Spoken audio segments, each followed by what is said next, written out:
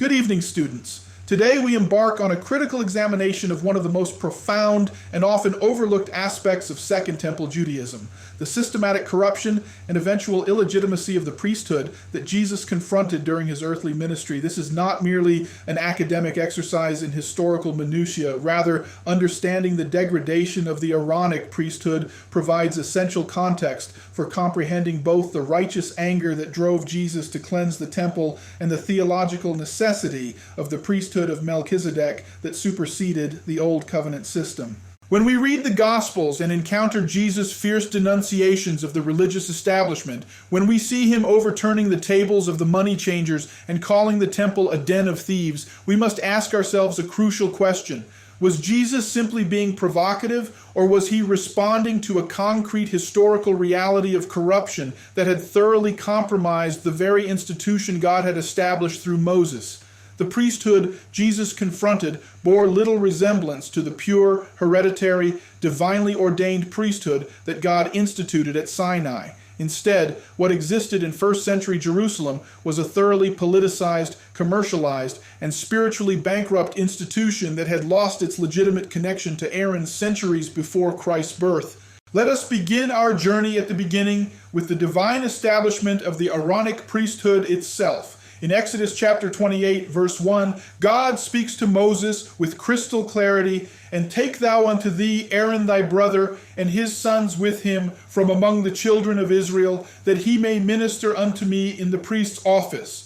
This was not a suggestion or a temporary arrangement. This was a divine covenant, a hereditary office that would pass from father to son within Aaron's family for all generations. The exclusivity of this calling is reinforced repeatedly throughout the Pentateuch. In Numbers chapter 18, verse 7, God declares, "Therefore thou and thy sons with thee shall keep your priest's office for everything of the altar, and within the veil, and ye shall serve. I have given your priest's office unto you as a service of gift, and the stranger that cometh nigh shall be put to death." Note the severity of that final clause. Anyone outside Aaron's lineage who presumed to approach the altar in a priestly capacity faced the death penalty. This was not merely about maintaining order or tradition. This was about the holiness of God and the sacred nature of mediation between the divine and human realms. The broader tribe of Levi received supporting roles in the service of the tabernacle and later the temple. They served as singers, as gatekeepers, as those who maintained the sacred space and assisted in various capacities. But the priesthood itself, the authority to offer sacrifices, to enter the holy place, to minister at the altar of incense, and especially the unique privilege of the high priest to enter the most holy place once per year on the Day of Atonement, these sacred duties belonged exclusively to Aaron's descendants. This hereditary principle ensured both continuity and legitimacy. A priest did not choose his vocation, he was born into it. His genealogy was his credential, his lineage, his ordination. During the First Temple period, from Solomon's dedication of the temple around 960 BC until the Babylonian destruction in 586 BC, this system largely functioned as God had ordained. The high priestly line descended through Zadok, the faithful priest who had supported David during Absalom's rebellion and who served Solomon faithfully. In 1 Kings chapter 2, verse 35, we read that Solomon put Zadok the priest in the room of Abiathar, establishing what became known as the Zadokite line of high priests. The prophet Ezekiel, writing during and after the exile, would later speak of the priests, the Levites, the sons of Zadok, as those who had remained faithful when others went astray. This Zadokite lineage represented the purest and most legitimate branch of Aaron's descendants, and for nearly 4 centuries they served in the temple Solomon built. This is not to say that the First Temple period was without its problems. Political machinations occasionally interfered with the priesthood. Solomon's deposition of Abiathar, for instance, was motivated partly by political considerations, though it was also seen as fulfilling the prophecy against the house of Eli. There were corrupt priests and compromised high priests during the monarchical period, but the fundamental structure remained intact. The priesthood was hereditary, it descended from Aaron through Zadok, and there was a general recognition that this was how God had ordained matters to be. Then came the catastrophe of the Babylonian exile. In 586 BC, Nebuchadnezzar's armies destroyed Jerusalem, razed the temple to its foundations, and carried the leading citizens of Judah into captivity in Babylon. The sacrificial system ceased. The daily offerings stopped. The priesthood was displaced. For nearly 50 years, there was no functioning temple, no altar, no sacrifices. One might have expected that during this period of displacement and disruption, the careful genealogical records that authenticated priestly lineage would be lost or compromised. But remarkably, this did not happen. The Jewish people, even in exile, maintained their tribal identities and their family records with remarkable fidelity. When Cyrus the Persian conquered Babylon and issued his famous decree allowing the Jews to return to their homeland beginning in 538 BC, one of the first priorities was the reestablishment of the priesthood on legitimate foundations. The books of Ezra and Nehemiah provide us with invaluable insight into this process. In Ezra chapter 2, we encounter detailed lists of those who returned from exile, organized by family and tribe. When we come to verses 61 and 62, we find a fascinating account of genealogical verification and of the children of the priests, the children of Habeah, the children of Koz, the children of Barzillai, which took a wife of the daughters of Barzillai the Gileadite, and was called after their name. These sought their register among those that were reckoned by genealogy, but they were not found. Therefore were they, as polluted, put from the priesthood. Think about what this passage reveals. Here were men who claimed priestly descent, who perhaps had served in some priestly capacity before the exile, but when they could not produce documentary evidence of their Aaronic lineage, they were excluded from the priesthood.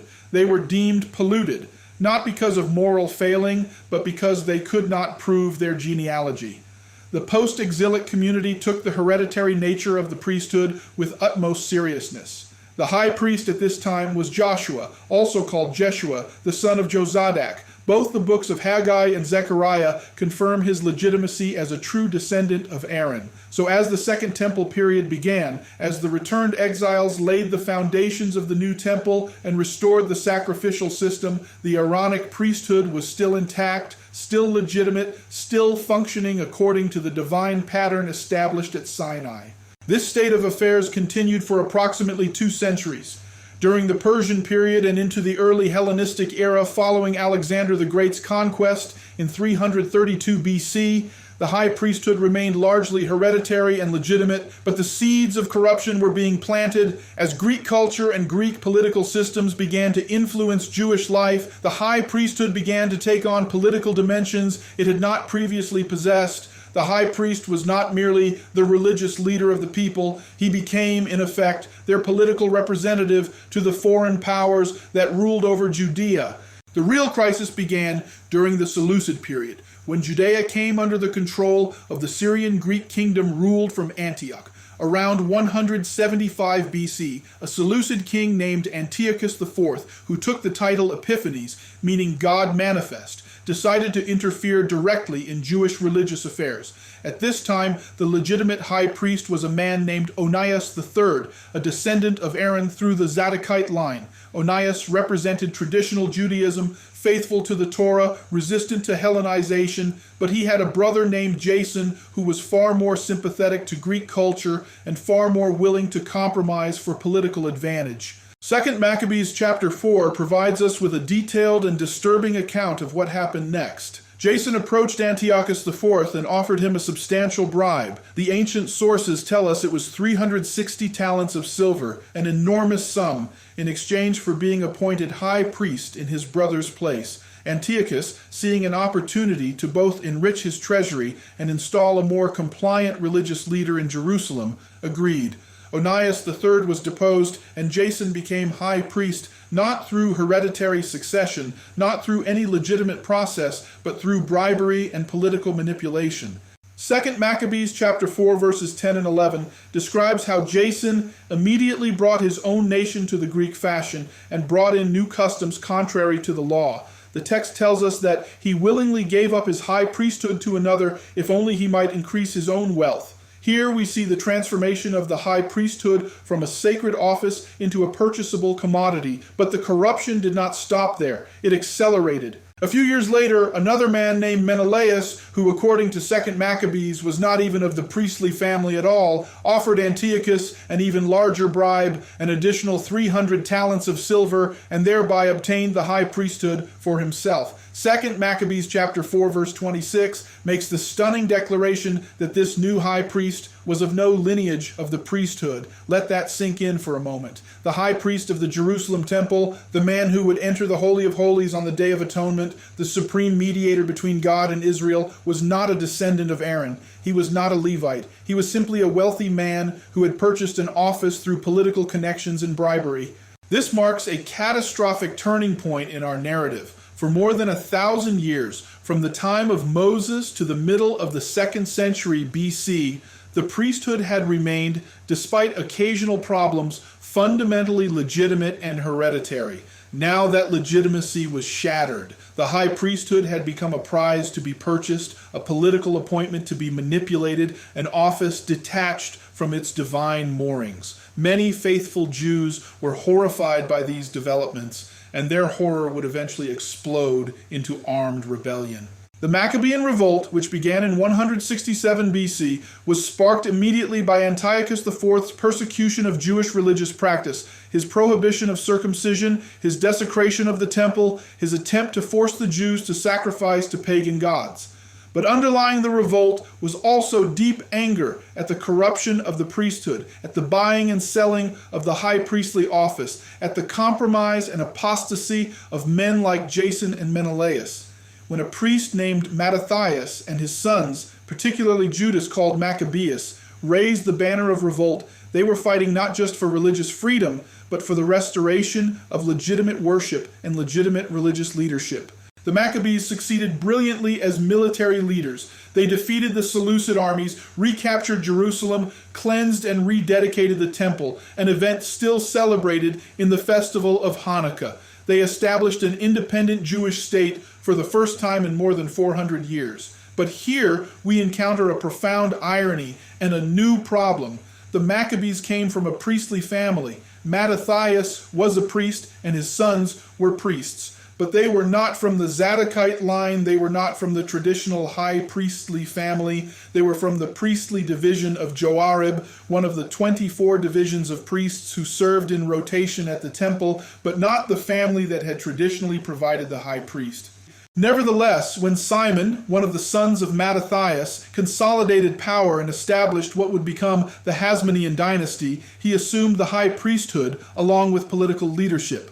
1 Maccabees, chapter 14, verse 41, records that the Jews and their priests consented that Simon should be their leader and high priest forever, until there should arise a faithful prophet. Notice that qualifying phrase, until there should arise a faithful prophet. Simon's descendants, John Hyrcanus, Aristobulus, Alexander Jannaeus, and others, continued to hold both royal and priestly power. They became priest kings, combining two offices that Mosaic law had carefully separated. This was deeply troubling to many Jews. The historian Josephus, writing in his Antiquities of the Jews, notes in Book 13, Chapter 10, Section 6, that the government was changed into an aristocracy and then into a monarchy. The high priests were rulers of the nation till the time of Aristobulus, who was the first to put on a diadem. Aristobulus took the title of king, something no priest should have done, creating a hybrid office that violated fundamental principles of Jewish law and tradition. The Essenes, that separatist community we know from the Dead Sea Scrolls, discovered at Qumran, viewed the Hasmonean priesthood as utterly illegitimate. They withdrew from Jerusalem, establishing their own community in the wilderness, and in their writings they refer to the Jerusalem establishment as the wicked priest and sons of darkness. They believed that the temple in Jerusalem had been defiled by illegitimate priests and that true worship would only be restored in the eschatological age when God himself would intervene. The Essenes represent one response to priestly corruption, complete withdrawal and the formation of an alternative community awaiting divine intervention. The Pharisees, who would later become the dominant form of Judaism after the destruction of the temple, took a different approach. They accepted the reality of the Hasmonean priesthood while trying to circumvent priestly authority through the development of oral tradition and the authority of rabbinic interpretation. They emphasized that holiness was not confined to the temple, but could be practiced in every Jewish home through careful observance of purity laws, dietary regulations, and Sabbath keeping. The Pharisees essentially democratized holiness, arguing that all Israel was called to be a kingdom of priests, and thereby reducing the unique authority of the actual priesthood. Meanwhile, the Sadducees, who would form the priestly aristocracy in Jesus' time, appear to have made their peace with the political nature of the priesthood. They were the pragmatists, the collaborators, the ones willing to work with whatever power structure existed as long as they could maintain their privileged position and control of the temple system. This Sadducean approach would become dominant in the first century, with consequences we shall explore momentarily. The Hasmonean dynasty, despite its illegitimacy in the eyes of many, provided Judea with nearly a century of independence and relative prosperity. But internal conflicts and civil wars weakened the state, and in 63 BC, the Roman general Pompey the Great intervened in a succession dispute, besieged Jerusalem, and brought Judea under Roman control. From this point forward, the high priesthood would be subject to Roman authority, and the corruption we saw during the Seleucid period would return with even greater intensity. The Romans, with their characteristic pragmatism, saw the high priesthood primarily as a tool of political control. They wanted a high priest who would keep the Jewish population compliant, who would collect taxes efficiently, who would prevent rebellions and disturbances. Religious legitimacy was irrelevant to them. What mattered was political reliability. Consequently, Roman governors and the Herodian puppet kings they installed felt free to appoint and depose high priests at will, treating the office as a political appointment rather than a sacred lifetime calling. Josephus records in his Antiquities, Book 20, Chapter 10, Section 1, that the high priesthood was an annual office, and those who were thought worthy of it were appointed by the kings or by the Romans, according as they pleased. Think about what this means. According to the law of Moses, a high priest served for life. We see this principle in Numbers chapter 35, verse 25, which refers to the death of the high priest as marking the end of an era. The high priesthood was not supposed to be a revolving door with frequent changes, but under Roman rule, that is exactly what it became. Josephus tells us that in the roughly 100 years from Herod the Great to the destruction of the temple in AD 70, there were more than 28 different high priests, an average tenure of less than 4 years. Some held office for only a few months. This brings us to the situation Jesus encountered during his ministry. The high priestly power in first century Jerusalem was concentrated in a single family dynasty, the house of Annas. Annas himself served as high priest from approximately AD 6 to AD 15, when he was deposed by the Roman prefect Valerius Gratus. But deposition meant little in practical terms. Annas continued to wield enormous power behind the scenes, and the office passed to various members of his family. Josephus records in Antiquities, Book 20, Chapter 9, Section 1, that Annas was a very fortunate man because he had 5 sons who all had performed the office of a high priest to God, and he himself had enjoyed that dignity a long time formerly, which had never happened to any other of our high priests. One of Annas' sons-in-law was named Caiaphas, and he held the formal office of high priest during Jesus' ministry from approximately AD 18 to AD 36. This is why the Gospel of Luke, in chapter 3, verse 2, uses the curious phrase, Annas and Caiaphas being the high priests, plural. Technically, there could be only one high priest at a time, but everyone understood that Annas remained the power behind the throne, the true authority even after his formal deposition. These men were Sadducees, members of the priestly aristocracy who controlled the temple and its lucrative operations. The Sadducees were theological liberals in some respects, accepting only the written Torah and rejecting the Pharisees' oral traditions. But more significantly for our purposes, they were worldly wealthy and thoroughly invested in the status quo. They had made their accommodation with Rome. They profited enormously from the temple system, from the required sacrifices, from the money-changing operations, from the sale of ritually pure animals for sacrifice. They had every incentive to maintain the existing order and no incentive whatsoever to rock the boat with prophetic denunciations or messianic claims. The temple in Jesus' day was not primarily a house of prayer. It had become a massive commercial operation.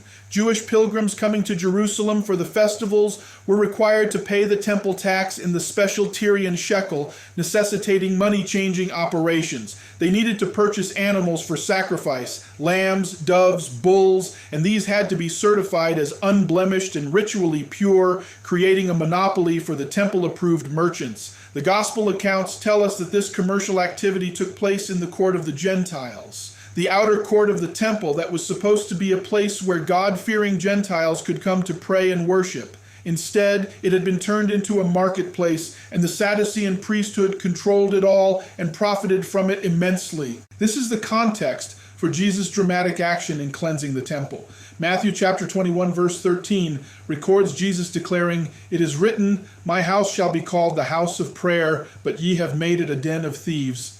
Jesus' fierce denunciations of the scribes and Pharisees in Matthew chapter 23 take on new meaning when we understand the broader context of priestly corruption. Yes, Jesus criticized the Pharisees for their hypocrisy and their burdensome interpretations of the law, but his harshest words were reserved for those who devour widows' houses and who transformed God's house into a place of exploitation and commerce. He was confronting not a faithful Aaronic priesthood serving God with pure hearts and legitimate authority, but a corrupt, politicized, commercialized religious establishment that had lost any legitimate connection to the priesthood God had established through Moses. The later rabbis, writing in the Talmud after the destruction of the temple, themselves acknowledged the corruption of the late Second Temple priesthood. In Tractate Yoma, folio 8, the Talmud laments that during this period, the high priesthood was purchased for money. There is a famous passage in Tractate Pesachim that records a popular saying, "Woe to the house of Annas! Woe to the house of Caiaphas! Woe to the house of Boethus! Woe to the house of Cathros! Woe to the house of Hanan! Woe is me for their fists." These were the priestly families that dominated the temple in the first century, and even rabbinic tradition remembered them as oppressors who used violence and intimidation to maintain their power. The political nature of the priesthood also meant that the high priest had become, in effect, a collaborator with Rome. The prefect or procurator needed someone who could control the Jewish population, and the high priest needed Roman backing to maintain his authority. This created a symbiotic relationship that was spiritually poisonous. When Jesus stood before Caiaphas and the Sanhedrin, when he was interrogated about his messianic claims, we must understand that these were men who had every reason to view him as a threat. Jesus was not threatening merely their religious authority, but their political power, their economic interests, their comfortable accommodation with Rome. This is why in the end they handed Jesus over to Pilate with accusations that were fundamentally political. We found this fellow perverting the nation and forbidding to give tribute to Caesar, saying that he himself is Christ a king. The high priestly establishment understood that Rome cared nothing for Jewish theological disputes, but they would certainly care about anyone claiming to be a king or fomenting rebellion. So they framed Jesus' claim in terms that would force Pilate to act. In AD 70, a generation after Jesus' crucifixion, the entire corrupt system came to a catastrophic end. Jewish rebellion against Rome led to a devastating war, culminating in the siege of Jerusalem by Titus and the Roman legions. Josephus, who was an eyewitness to these events, records in his Jewish War, Book 6, Chapter 4, Section 6, that the temple was burned and the priests were slain about the altar. The temple was utterly destroyed, torn down stone by stone, just as Jesus had prophesied in Matthew chapter 24, verse 2. "There shall not be left one stone upon another, be left here one stone upon another, that shall not be thrown down." With the destruction of the temple, the entire sacrificial system ceased. There was no more altar, no more daily offerings, no more Day of Atonement ritual, no more priesthood. The genealogical records that authenticated priestly lineage were lost in the destruction. Even if someone today could prove descent from Aaron, and some families have traditions claiming such descent, there is no temple at which to serve, no sacrificial system to maintain, no Holy of Holies to enter. The Aaronic priesthood, already corrupted and illegitimate by the time of Jesus, was definitively and finally ended in AD 70. But of course, for Christians, this is not a tragedy, but a fulfillment. The book of Hebrews presents the entire argument that the Aaronic priesthood was always provisional, always imperfect, always pointing forward to something greater. In Hebrews chapter 7, the author argues that Jesus is a priest not according to the order of Aaron, but according to the order of Melchizedek, that mysterious priest king of Salem who blessed Abraham and who, according to Psalm 110 verse 4, represents an eternal priesthood. Hebrews chapter 7 verses 11 and 12 states, "If therefore perfection were by the Levitical priesthood, for under it the people received the law, what further need was there that another priest should rise after the order of Melchizedek, and not be called after the order of Aaron? For the priesthood being changed, there is made of necessity a change also of the law." The author of Hebrews goes on to argue that Jesus' priesthood is superior precisely because it is not based on hereditary succession, not dependent on physical descent, not subject to the limitations and corruptions that plague the Aaronic line. Hebrews chapter 7 verse 24 declares, "But this man, because he continueth ever, hath an unchangeable priesthood." In chapter 8 verse 1, the author triumphantly proclaims, "Now of the things which we have spoken, this is the sum. We have such an high priest who is set on the right hand of the throne of the majesty in the heavens." The corruption of the Aaronic priesthood, therefore, serves a crucial theological purpose in the biblical narrative. It demonstrates the inadequacy of the Old Covenant system, the inability of human mediators to bridge the gap between God and humanity, the inevitable failure of any priesthood based on physical descent and subject to political manipulation. The very fact that by Jesus' time the priesthood had become so thoroughly corrupted, so completely divorced from its divine origins, so utterly compromised by political power and commercial greed, underscores the necessity of a new and better covenant, a new and perfect high priest, a new and eternal mediation. In conclusion, let me summarize the tragic trajectory we have traced this evening. The priesthood began with a clear divine mandate. Only Aaron's descendants could serve as priests. By the time Jesus walked the streets of Jerusalem, the men who wore the high priestly robes bore little resemblance to Aaron or Zadok or any of the faithful priests of Israel's history. They were political operators, wealthy aristocrats, collaborators with the occupying power, exploiters of the poor, merchants who had turned God's house into a marketplace. When the temple fell in AD 70, when the last corrupt high priest was killed at the altar, when the genealogical records were lost forever, it marked the definitive end of the Aaronic priesthood. But for those who believe in Jesus as the Messiah, this was not an ending but a beginning. The imperfect priesthood of Aaron gave way to the perfect priesthood of Christ. The corruptible human mediators were replaced by the incorruptible divine mediator. The temple made with hands was superseded by the true temple, the body of Christ and his church. The sacrifices that could never truly take away sins were fulfilled in the once-for-all sacrifice of the Lamb of God. Understanding this historical trajectory from legitimate Aaronic priesthood through corruption and illegitimacy to final destruction and replacement is essential for understanding both the New Testament's critique of the Old Covenant and its celebration of the New. It helps us see that Jesus was not arbitrarily rejecting a functioning, legitimate religious system, but was prophetically exposing and ultimately replacing a corrupt and failed system that had lost its divine authorization centuries before his birth. Thank you for your attention this evening. I trust this examination of the historical evidence has deepened your appreciation for the radical nature of Jesus' ministry and the theological necessity of the priesthood he inaugurated. A priesthood not after the order of Aaron, but after the order of Melchizedek, forever and ever. Amen.